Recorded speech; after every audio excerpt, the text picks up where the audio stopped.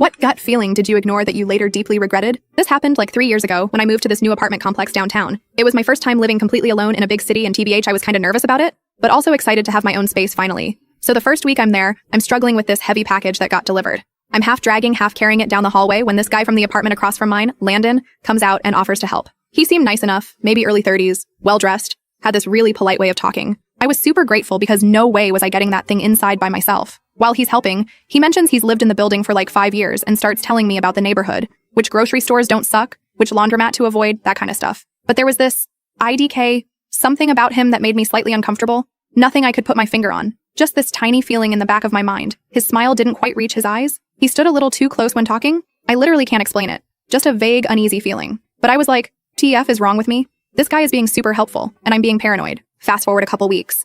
I get home from work, and Landon is in the hallway. He's like, oh, hey, I noticed your package sitting outside your door all day. I was worried someone might take it, so I was keeping an eye on it for you.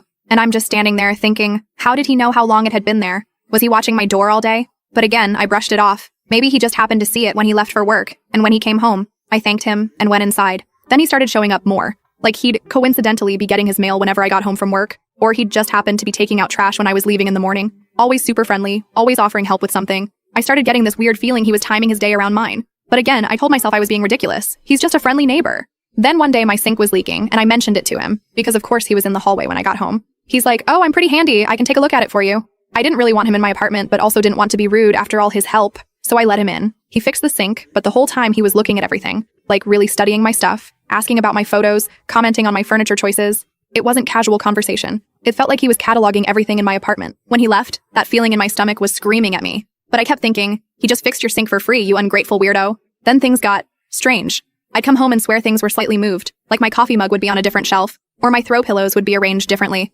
Tiny things that made me question my own sanity. I started taking pictures of my apartment before leaving just to check. And yeah, things were being moved. But it was so subtle I thought maybe the building manager was coming in for inspections or something. One night I got home late from dinner with friends, and Landon was waiting in the hallway. He immediately asked where I'd been, who I was with, why I was home so late. Not in an aggressive way, but in this concerned, just looking out for you way that made my skin crawl. I made some excuse and got inside as fast as I could. That night I heard scratching at my door. Like, light scratching sounds.